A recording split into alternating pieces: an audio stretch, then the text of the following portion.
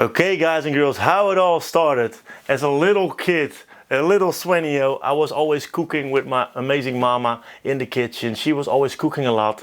She is really good in the Indonesian kitchen because she is Indonesian, of course. And my brothers were already a bunch older than me, so I was always the little kid running behind. So I was a lot at home when my brothers were going to the soccer games, to the motocross, to the judo. So I was always chilling with my mama in the kitchen, smelling the good food she was making, helping her cutting a little bit, cleaning the beans, cleaning the onions, peeling the potatoes. So that's where the love started as cooking, love to cook, love to get inspired about foods and the smells of foods, of course. So then I grew up a little bit more. I was cooking more and more with my mama. And then I started a job as a dishwasher in an amazing restaurant where I had a good chef and a good sous chef.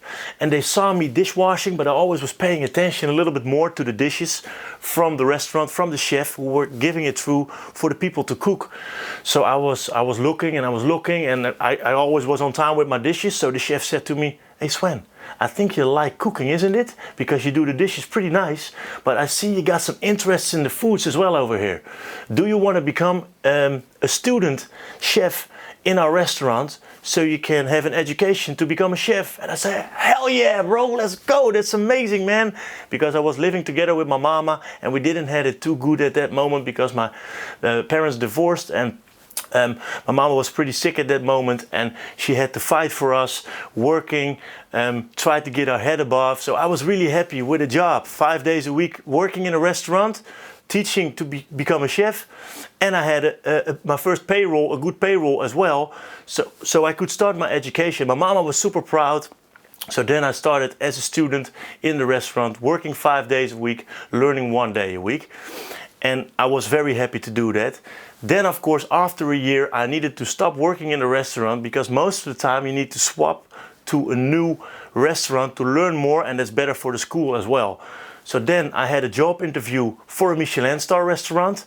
I was very excited for that, and it was very scary for me, of course, because it was a really good restaurant, one of the best in our regions. So they invited me for the job interview and they hired me. So I was super happy, flabbergasted that I could work in the Michelin star restaurant and in the bistro next to it, because the Michelin star restaurant was the best restaurant and you had a little bistro next to it, and the chefs were sometimes swapping the game a little bit. So then I started working there and I learned a lot. I was getting inspired by the chefs and I loved to do it.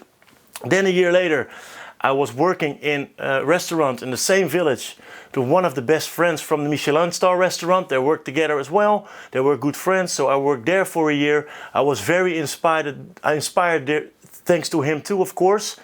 And he was an old school Michelin star sous chef, so he learned me a lot as well. And then when I was done that year with him in that restaurant for my education, they asked me back into the Michelin star restaurant and I was starting to work there again till I finished my education. And my mama was super proud, I was super happy. I had my own payroll. I met Taat at that moment too. So I was together with Taat, and Taat was working in the restaurant too as well, of course. So then we kept on cooking. I had my education and I could start a job at the Michelin star restaurant / bistro. I worked there for around 5 years. I learned a lot. And then I started working in a restaurant on my village, an awesome restaurant as well, one of the best restaurants in my village, a classy restaurant, beautiful foods, traditional foods, seafoods, all amazing foods to make. So then we were together on a journey, Taat and me. We bought a house together, and of course Taat gets pregnant. So then it was hard for us. What are we gonna do? We got both parents, Taat and me, were working in a restaurant, and it's very difficult if you want to raise a kid, of course. So then Taat didn't want to stop working in the restaurant where she worked, because she worked there already in total for like 15 years. And she didn't want to stop working there because it's like family for her. So I said, okay, Taat, no worries. I will stop working as a chef. I'm gonna go work in the filettery. And then I started working in the filettery. I stopped working as a chef to be more at home for my princess Ziva, who was born, of course, and I could take care of my daughter.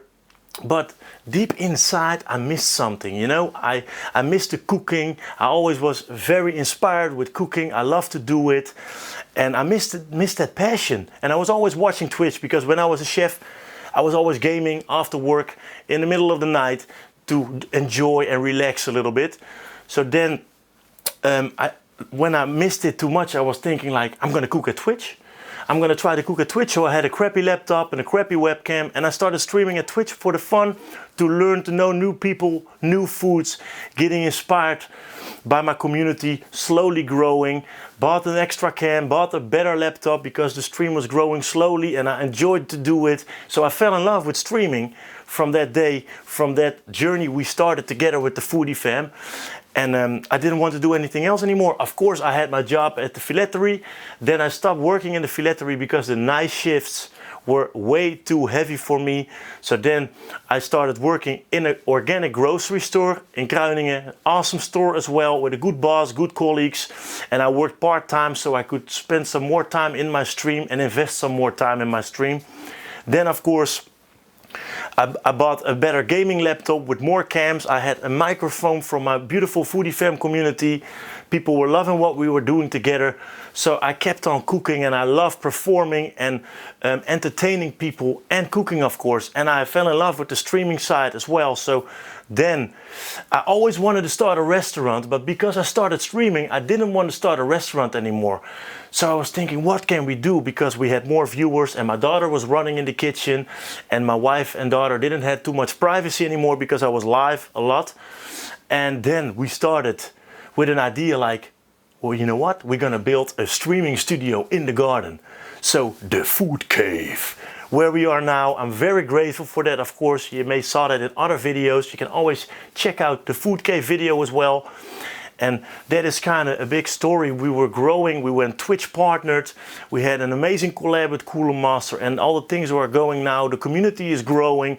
We got Ask the Chef episodes on YouTube. We got awesome recipes on YouTube.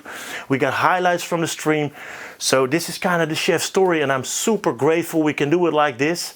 And I hope we can continue this, roll on this amazing journey together with the Foodie Fam. I can't hug you enough. I can't thank you enough for all what we're doing together. So this is a little bit my chef story. I hope you liked it. Maybe we can roll some footage from we already had, of course. And yeah, we love to do it. So let's roll on, let's go on and get that Foodie Fam for life, baby. Let's go.